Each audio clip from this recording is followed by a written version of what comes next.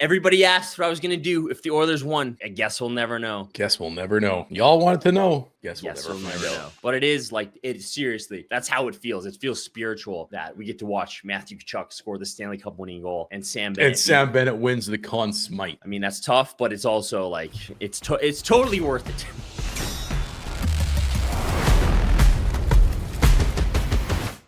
Na na na na na na na na. Hey, hey, hey, goodbye. Whoa! Fuck. What a fucking finish to that series. Those last two games. Utter domination. McDavid, no answer. Man, the Panthers just defended so fucking well. You're looking at, I mean, historically, you look at the teams that usually win the cup, they are so cohesive as a five-man unit. The Panthers just had an answer for everything. Anything and everything. The double shifting of McGreasy Neckbird and Crybaby Pants McGee. That's really all they have, though. Don't you love how that doesn't even work? It's like, oh, we only have one actual solution to anything ever, and that's to double shift those two. And yeah, it's not working. Yeah, it's not working against Alex Barkov, who is he? Is he the best player in the world? I don't know. So Barkov wins the Selke, and Reinhardt's the runner-up. Yeah, and that's who defends. Oh man. Well, dude, it's crazy because like as much as the comebacks were like and it kind of looks like the Oilers were going to be this disgusting team of destiny after that first game, and even after they made the comeback, this was utter dominance. This could have been a 4-game series based on how unbelievable the Panthers played. Well, you look at the minutes leading and trailing in the series, and the Panthers, I think they set a record or some shit. It was they led for over 200 minutes. I think it was over 300 at the end. Yeah, probably because I think that was going into game 6. They didn't even force game 7 this year. Dude, they had nothing left. Dude, was it game 3 where they absolutely destroyed the Oilers? Yeah, they win. It was the big pissy pants temper tantrum game. So game 3, game 5, and game 6, just fucking sheer domination, dude. Yeah. And like you said, and it's nice domination. It's nice because you're sitting here as a Flames fan. We've gone through 2 years now. The Oilers somehow just fucking breeze their way through the West. And they're playing teams like Vegas and Dallas in both seasons. LA. And who was it last year? They beat Vancouver. Vancouver, then was it? They had Dallas. Last year they had LA, Vancouver, Dallas. This year they had LA, Vegas, Dallas. And these teams are just like, man, they're not putting up a fight. Just rolling over. I mean, the Oilers, they went 4-2 against LA, then 4-1 against Vegas, and 4-1 against Dallas.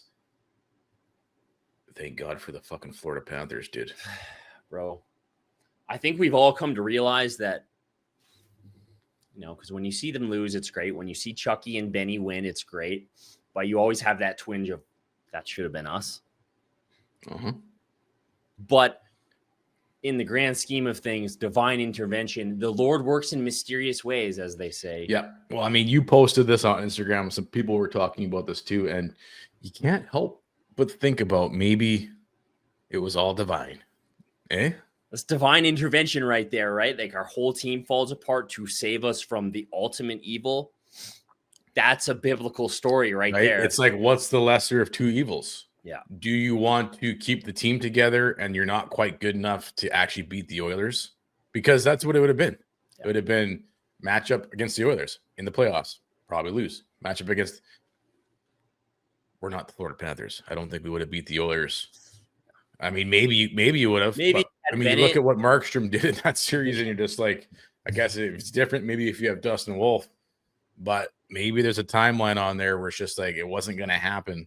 So yes, let's completely implode because it'll be worth it to build an absolute juggernaut in the East that will make swift work of these greasy, disgusting neckbeard wearing coiler. Disgusting. They're disgusting. They don't deserve shit. They really don't. I said I was going to stop talking shit. I just needed one more year. If anything, I'm going to talk more shit now. This has just cemented it for me. It's like, hey, everybody asked what I was going to do if the Oilers won. I guess we'll never know. Guess we'll never know. Y'all wanted to know. Guess we'll never find out. But it is like, seriously, that's how it feels. It feels spiritual that we get to watch Matthew Tkachuk score the Stanley Cup winning goal and Sam Bennett wins the Conn Smythe. I mean, that's tough, but it's also like it's totally worth it to me. Good for those guys. What a you're rocking the Bennett jersey and the jerseys in the back today, paying homage. And it turned out exactly how we were talking about this against Dallas, where it was like, hey, that sucked. It would have been nice to see them bow out earlier to save us from a few weeks of stress, but way more enjoyable to watch the Panthers do it again. Way more enjoyable to watch Chucky and Benny and our boys do it again. Hey, another Flames legend. Like if we're putting up banners, Matthew Tkachuk forever a Flame, Sam Bennett forever a Flame for defeating the Oilers. Brad Marchand's got to be there because 2011 Vancouver Canucks, who I know a lot of you maybe are a little too young to remember this, but I hated that. We hated that team, the 2011 Canucks, maybe more than I hate the Oilers now. No, Ryan Kessler. It's pretty close. It's close, but yeah, not as much. But Kessler, Burrows, the Sedin losers.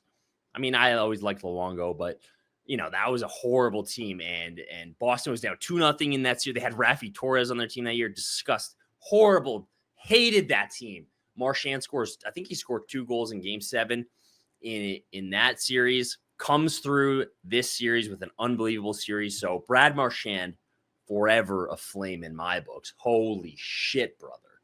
Fuck, was he good this series? So good. Those goals there, like him and Ryan, like that's what you're expecting McDavid to do. Like it was just like the goal he scored where he just dances around Wallman.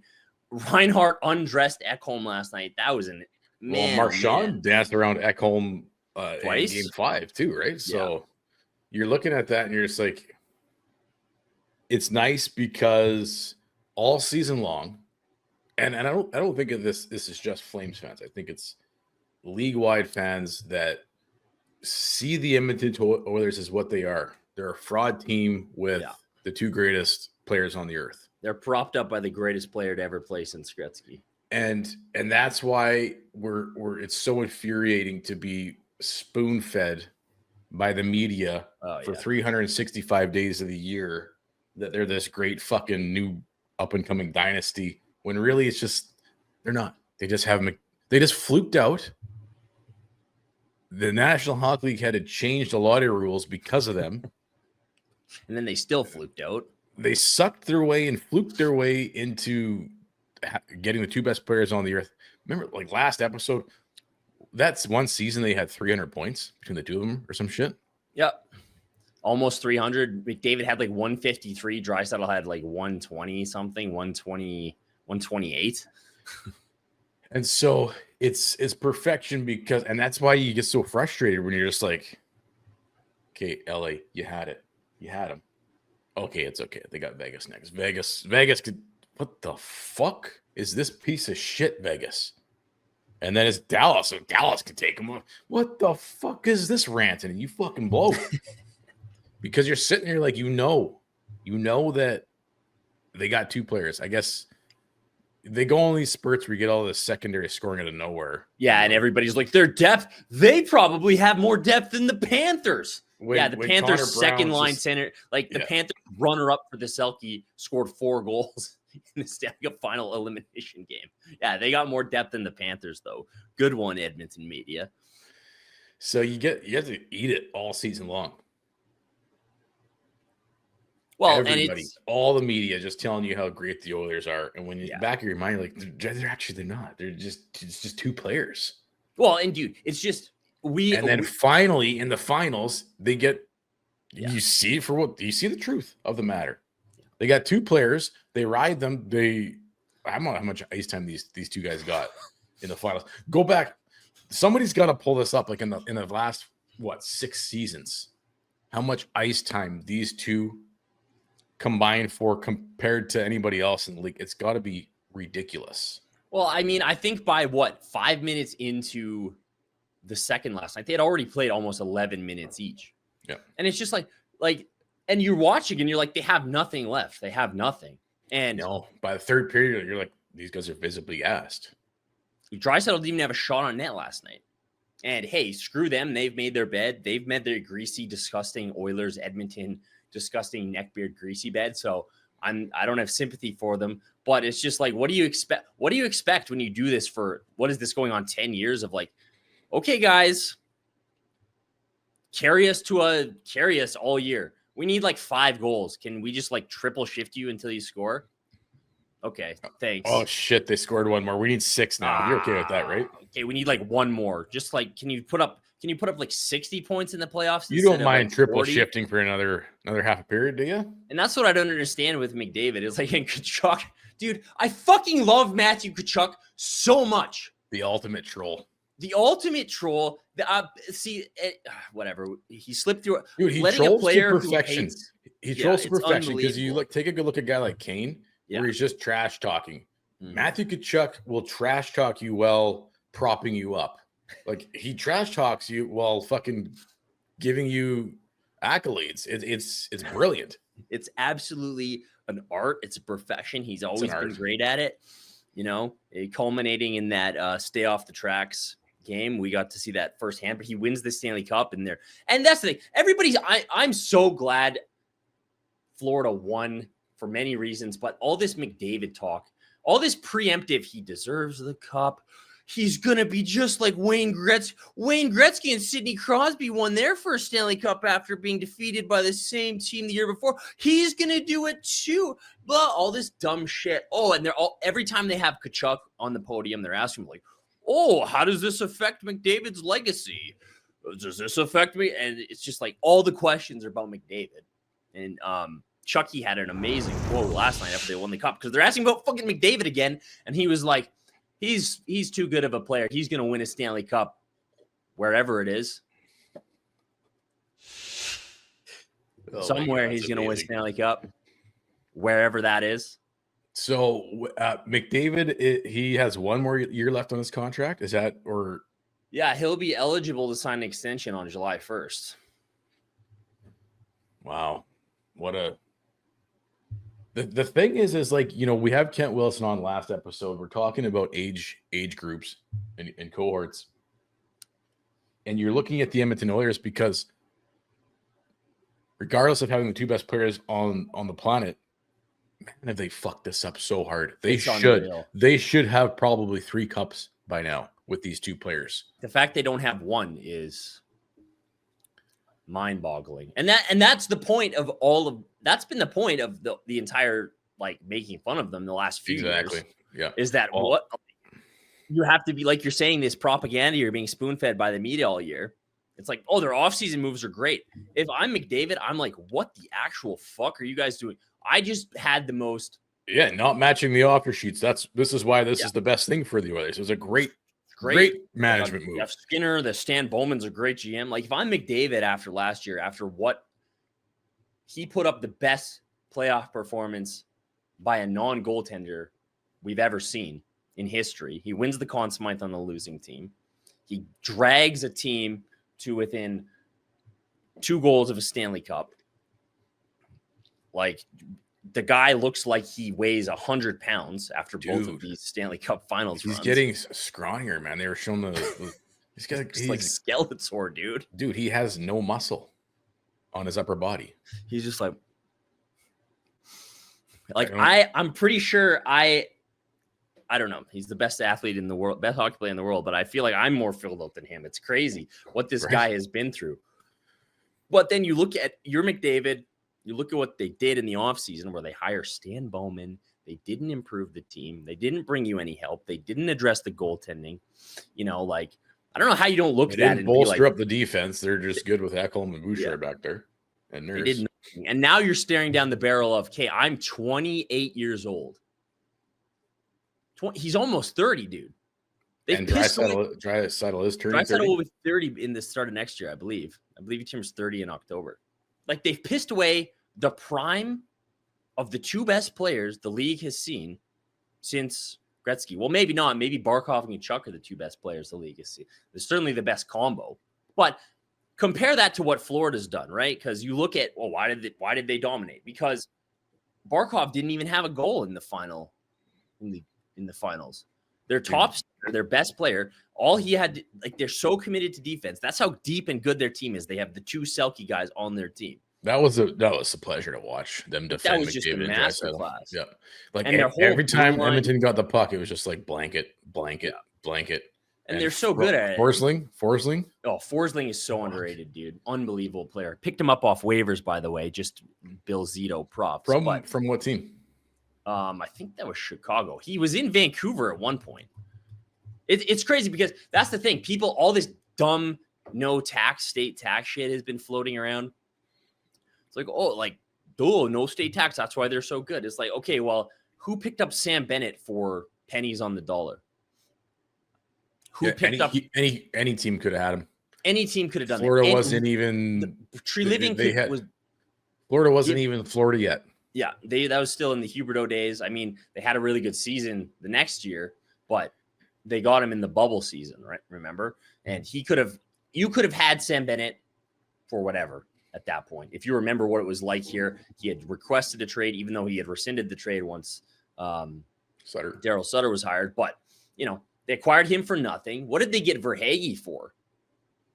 Like nothing? Did they pick him off waivers? They signed him to like a cheap deal. Gus Forsling, waivers, right? Like Sam Reinhart, and that's the other thing. Tkachuk and Reinhart were available. Who stepped up to the plate? Bill Zito knew what Tkachuk, you forget that he was ripped for that trade, and everybody was like, what the fuck are you doing, man? You just had a 115-point season, and you gave up your franchise player and your best defenseman and a first-round pick for Matthew Tkachuk, and he knew. And it was ballsy. It's like anybody could have done those things. He did them. He built that team that way. So you look at how they're built. If you're McDavid, you're looking at okay, Barkov has Tkachuk. He has Reinhart. He has Verhaeghe. Marchand they acquire at the fucking deadline, dude. Jones was Seth great. Jones. They got their goalie. They got Bobrovsky. So it's just look at what the Stanley Cup winner is surrounded with and why they win the Stanley Cup and why they're the biggest dynasty, looking like they're set up to be the best dynasty in the league since dude. I mean, Tampa had their run there, but they kind of maybe win the COVID Cups, which is maybe a bit, you don't take anything away from them, but it's kind of an asterisk one. Like Pittsburgh won back-to-back with Sid and Gino. That's what Florida's looking like right now. If they're set up to do what teams like the Oilers and Islanders were doing in the fucking 80s, dude. And if you're McDavid, you're looking why isn't my team out giving me that support? Why aren't they acquiring those kinds of players for me? I'm sitting here dragging this team to the fucking finals every year on my little tiny back, and they're not doing anything for me. So dude. If you're McDavid, I don't know how you don't look at this and be like, what the fuck? Because that's what Chucky did. Yeah. Do I want to extend her? Does McDavid want to extend her? I mean, that's a pretty big question. And I know people think, well, of course he will, but. Well, I don't know. He probably is going to. Well, we were just talking about this. After the game, they asked him what went wrong. He's like, yeah, we just tried to do the same thing over and over again. Which is what? Just double shift you and Draisaitl? Yeah. Against the best defensive team that we've seen in a while? Yeah. And shut you down. And then you're gassed. Frustrated. It's like you have to try harder, but you're already kind of on empty. How many points did he have again this year? He led the playoffs in scoring. 33 this year, 42 last year, 20 the year before, 33 the year before in playoffs. You can't do it on your own in hockey. I listed all the Panthers players and all the support players. It's just I don't know how you don't look at it as McDavid and be like, man, this team has fucking failed me so hard. And this is the beautiful thing about the Stanley Cup playoffs. I mean, we've made this point so many times, and it just seems to never fail, which is to actually win the cup. You can't you have to be the best. Like McDavid and co, they get through three rounds doing that, just riding off two players. They get some secondary scoring, but you can't rely on just McDavid and Draisaitl to win you a Stanley Cup. Like you need a team. And the Florida Panthers were just playing as a 5-man unit, just blanket on everything, scoring goals, clutch goals, skilled goals. And at the end of the day, the best team wins. And the Florida Panthers are just fucking a pleasure to watch. Matthew Tkachuk, another great quote. He says, "Heart meets talent. Our team was a team. When things were getting hard for them, they looked to one guy. But our team, we do it collectively. And that's why we're lifting the Stanley Cup right now, because we're a team and not a bunch of individuals." Wow. That's the guy. Just a reminder, that's the guy we wouldn't name captain here. Just so you fucking understand. Oh, that's the guy we told to tone it down. Of the Calgary Flames organization.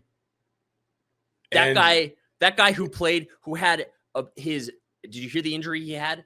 Like torn off his bone and a hernia. This is the guy 5 years ago.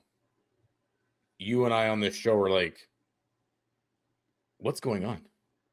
The leadership group's okay with this? Telling Matthew Tkachuk to tone it down? What's going on? The coaching staff is okay with this? Telling Matthew Tkachuk to tone it down? What's going on? The management is okay with this? Telling Tkachuk to tone it down? Not captain material. Dude, you really got to earn that captain. Not only is it not captain material, it's, dude, tone it down. Yeah. Could you tone it down? Can't be a ride every night. Can't be a ride. 3 straight Stanley Cup finals, 2 straight Stanley Cups. The Florida Panthers now have more Stanley Cups than the Calgary Flames. Matthew Tkachuk and Sam Bennett each have more Stanley Cups than the Calgary Flames organization. But tone it down. Can't be a Stanley Cup final every night, every year. It's too much, man. Ultimate organizational failure. Well, the way they handle both Bennett and Tkachuk. That's got to be the biggest. And it's we were just looking at Flames news before we pop on here to see, like, is there any Flames stuff to talk about? First headline that pops up from Ryan Pike today. The Flames know they made mistakes with Sam Bennett's development. Oh, yeah. He just won the Conn Smythe Trophy. Gould had a tweet where the Flames have drafted 4 Conn Smythe winners. 4 of them. Only one of them has won it as a Calgary Flame. Who are the other 3? Joe Nieuwendyk. Al MacInnis. Sam Bennett.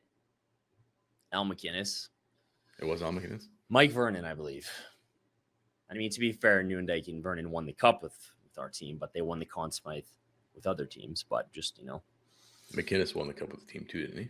Yeah, MacInnis too. But it's pretty. That's a pretty rough. It's pretty rough to watch your highest draft pick. As pleasurable as it was, and I'm so proud of those fucking guys. It's pretty tough to watch your highest draft pick in franchise history win his back-to-back Stanley Cup, MVP of the playoff. I don't know if you know this, but he tied in a single playoff. He tied Sidney Crosby and Alex Ovechkin for the most goals in a single playoff run by an active player. I think Zach Hyman's the only active player with more. It was 16 last year. Well, and he set the record for most road goals. Yeah. And also watch your second highest draft pick ever score the Stanley Cup winning goal and, say the things he's saying. So, hey, at least we were right. Yeah. I wish I wasn't right. At least they continue to prove us being right. The show's presentation of Bet365. Breaking news coming in from Bet365, where every nail-biting overtime is a barn burner. Every face-off, hat-trick, power play, shot on goal, penalty shot, and every suspenseful minute in between is amazing. Whatever the moment, it's never ordinary at Bet365, an official partner of the NHL. Download the Bet365 app today and use the code NATION to get in on the game. Must be 19 or older. Please play responsibly.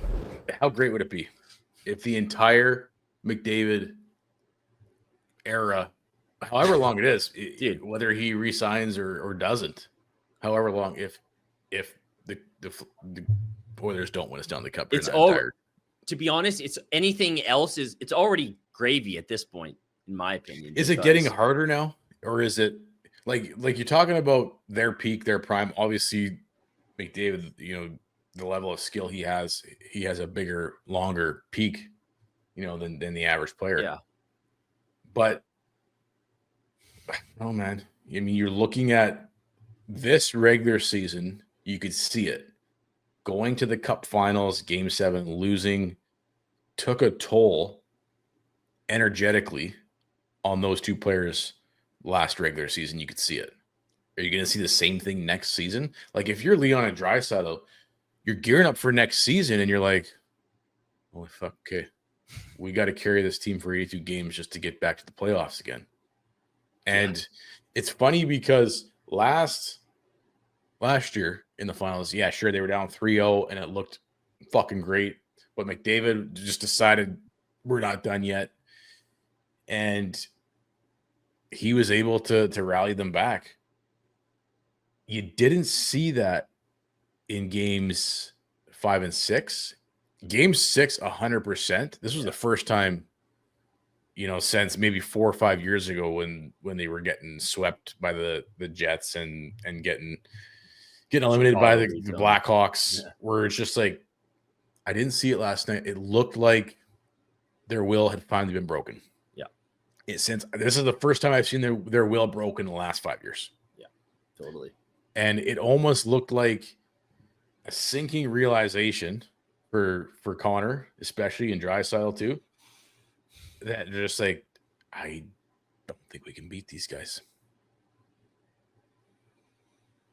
So unless there's a big shift in the offseason for the Oilers and the team comes back remarkably better, it's just interesting. It's just interesting because there's nothing we want more than Flames fans at this juncture with where we're at than a complete 0 championship era with McDavid at the helm. And I don't know. I mean, that's more interesting than our team at this juncture. Yeah, absolutely it is. Well, even post game, their comment, like it seemed, and we didn't get the locker room view, right? Like last year when he was crying, and maybe we'll get that. Or did they do another feature?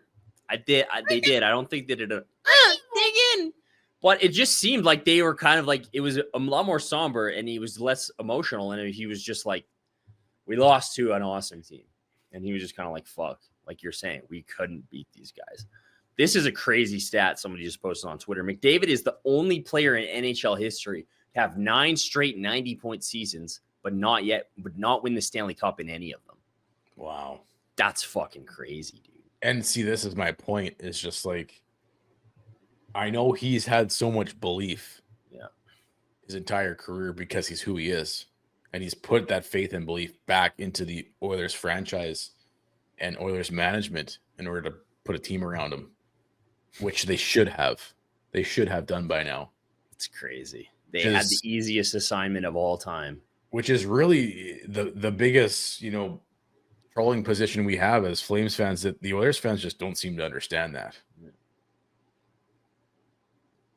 I don't understand how maybe some of them are, but the more like delusional, like they aren't as mad. Like, do you remember how mad we were when Treliving kept trotting out the same shit when we had like Gaudreau and Monahan and Kachuk and Gio? And we were like, you're not fucking doing what you need to do to build a team around these guys. You're dicking around. What the fuck are you doing? Believe in the group. If you believe in the group, fucking add. He's doing nothing every year. It's like, yeah, well, we'll see. It's like, no, not well, we'll see. There's a timeline on this thing. Hurry the fuck up and do something. And then you're looking at the Oilers timeline. 9 straight 90-point seasons. The only player to never win a Stanley Cup with 9 straight 90-point seasons yet. That's insane. And now you're looking at it at like, okay, they have to sign Bouchard and McDavid. How much money are they going to have between McDavid, Draisaitl, Bouchard, and Darnell Nurse? Like they had like, if you're if you're McDavid, like you seriously have to be like, holy shit, guys. Yep. Like they've put themselves in a really bad spot now because if Draisaitl's at $14 million, steal, great deal. McDavid's getting the max, whatever that is, 16, 17, who knows? You've still got Nurse at $9.25 until 2030. If they're smart, they probably trade Nurse. how are you going to trade? They should have dealt with that already, right? Like now they're kind of in a bind.